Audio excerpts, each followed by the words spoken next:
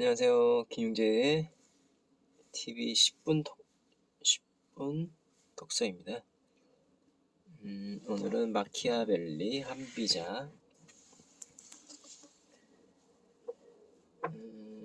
어제는 조금 더 읽어서 역사를 통해 본 그의 이상에 대해서 읽어드리겠습니다. 인간의 욕망은 그 크기를 알 수 없지만 가질 수 있는 재화는 한정되어 있다. 또한 부와 권력, 명예는 상대적 희소성을 갖고 있는 상황에서 인간의 이기심과 가치들은 무수히 충돌한다. 이런 세계에서 서구의 많은 사상가들은 안정된 정치 질서를 불어넣고자 노력했다.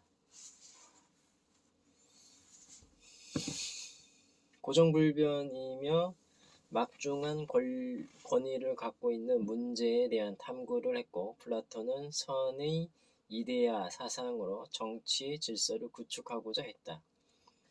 중세의 사상가들이 종교적 신앙을 일원화시킨 것 또한 같은 맥락이다.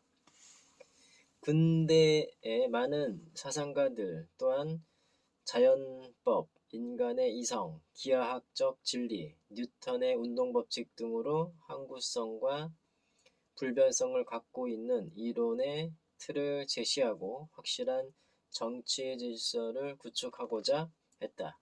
하지만 이러한 원리들은 안정성을 갖고 있지만 다양함과 역동성을 보지 못하는 경향이 있다.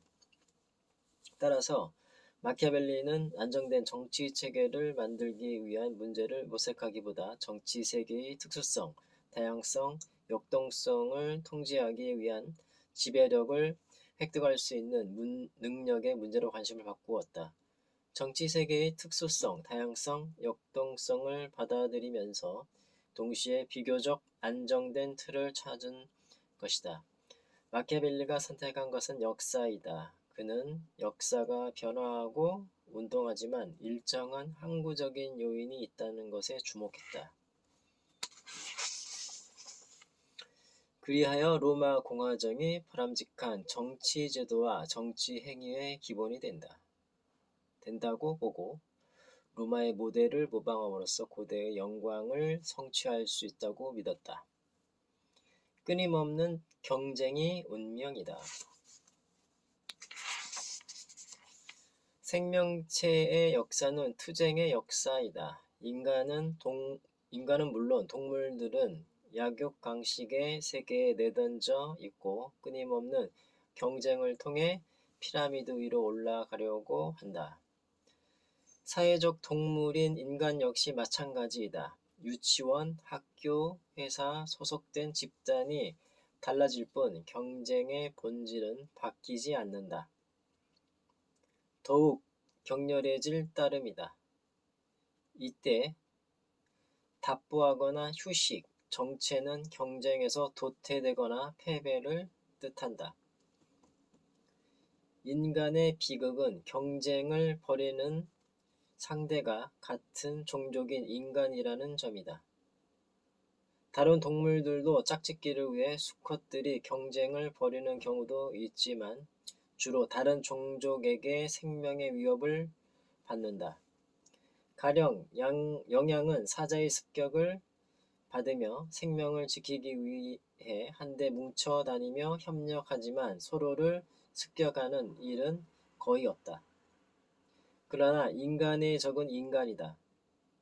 생존의 털을 걸고 싸우고 존엄성을 걸고 싸우며 치열하게 투쟁한다. 문화가 다양화되고 문명이 발달하면서 투쟁은 더욱 격렬해지고 복잡해졌다. 과거의 투쟁이 단순했다면 변화한 문화와 삶의 방식만큼 그 투쟁의 형태도 더욱 복잡해진 것이다. 교육은 문명화이자 경쟁에 적합한 지성인이 되는 과정이다. 진학, 의욕에는 남보다 더 많은 것을 획득하고 더 높은 자리에 올라가고자 하는 욕구가 숨겨져 있다. 동급생이 시험 당일 몸이 아파 학교에 나오지 못하면 친구를 걱정하면서도 한편으로는 내심 경쟁자가 탈락한 것을 은밀히 즐거워한다.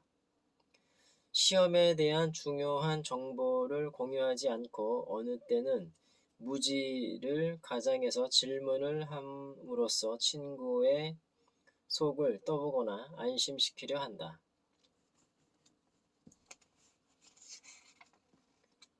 이러한 생각을 가지는 것은 그가 악인이라서가 아니라 경쟁해야 하는 환경에 노출되어 있기 때문이다.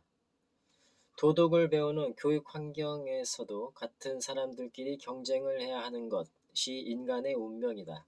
그리고 학교를 졸업하고 난 뒤에도 경쟁은 끝나지 않는다. 인간은 스스로의 덕에 의한 것보다 남을 밟고 올라서면서 스스로의 지위를 높이고자 한다.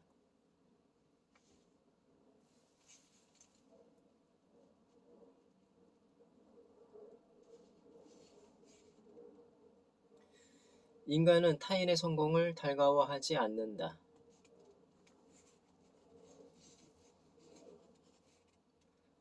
서점의 자기계발서들을 보면 성공 비하가 많다. 어떤 방법으로 부자가 됐는지, 사업에 성공했는지, 지금의 위치에 올랐는지 등 많은 성공담이 인기를 끌던 때도 있었다. 하지만 사실의 바탕을 두고 면밀하고 깊이 있게 다룬 이야기보다 자극적이고 화제를 불러일으키기 좋은 이야기가 더 많은 것도 사실이다. 경제가 발전하고 고도 성장기에 있던 때는 이러한 성공담은 다른 사람들에게 자극을 주고 나도 한번 해보자라고 생각하게 만든다. 그러나 실패가 만연한 때 이러한 성공담들은 사람들의 마음을 깊이 파고들지 못한다. 성공담 속에는 평범한 사람들의 생활에서는 쉽게 일어나지 않는 요소들이 들어있기 때문이다. 결국 사람들로 하여금 무력감과 박탈감을 느끼게 한다. 게다가 인간은 타인의 행복에는 동경을 갖기도 하지만 질투를 느끼기도 한다. 회사에서 동료 직원의 승진, 개인적인 행운이나 행복이 질투와 화를 낳는 씨앗이 되기도 한다. 그러나 이것을 비겁한 속성으로만 볼 수 없다. 패기 있는 인간도 타인의 성공에 반발심을 가질 수 있다. 다른 사람이 이겼다는 것은 자신이 졌다는 뜻이고 그것이 결국 자신의 존재를 위태롭게 한다고 생각하는 것이다.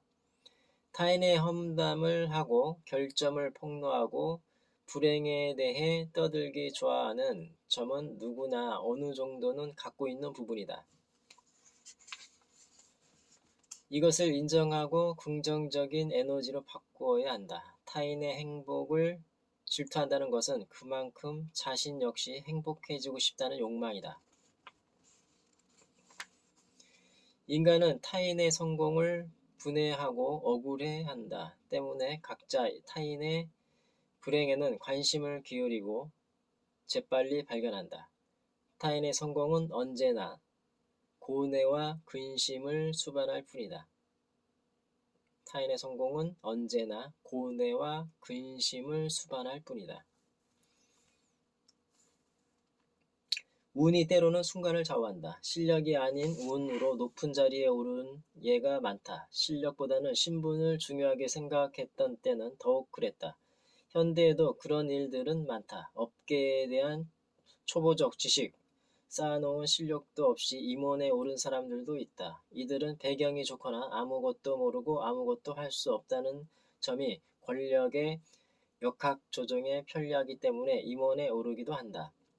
허수아비 역할인 셈이다. 물론 지극히 불합리한 인사이지만 실제로 이런 일이 벌어진다. 필자는 특별히 운명론자는 아니지만 운이라고 할 만한 것이 있다고 생각한다. 시합에서 양 선수 간의 실력 차이가 승패를 가르지만 어느 한순간 상대팀에서 중요한 역할을 하는 선수의 부상 같은 사건이 발생하여 승리에 유리해지기도 한다. 운이 따르는 사람들은 보통 성공에 연연해 하지 않는다.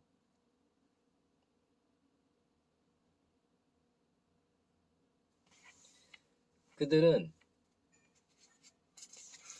열린 자세로 사물을 바라보고 긍정적인 태도를 갖는다. 낙관론자에게 나쁜 일이 생기면 어쩌다 생긴 일로 생각하지만 비관론자에게 나쁜 일이 생기면 운이 나쁘기 때문이라고 생각한다. 비관론자들은 주로 원인을 내부에서 찾지 않고 외부에서 찾기 때문에 더욱 그렇다. 불운을 겪었을 때 그것이 소위 말하는 팔자라고 생각하지 말고 가볍게 넘기거나 자기에게 원인이 있는 것은 아닌지 살피고 바꿔야 운이 좋아진다. 운을 과대평가해서는 안 되지만 수완의 한 종류로 바꿀 수도 있는 것이다. 새로운 국가의 군주는 용기와 능력만으로 지위를 지키는 데 어려움을 겪는다. 평민이 군주가 되려면 용기를 갖춰야 하지만 때로는 운도 따라주어야 한다. 네, 오늘은 여기까지 읽겠습니다. 감사합니다. 김용재 TV였습니다.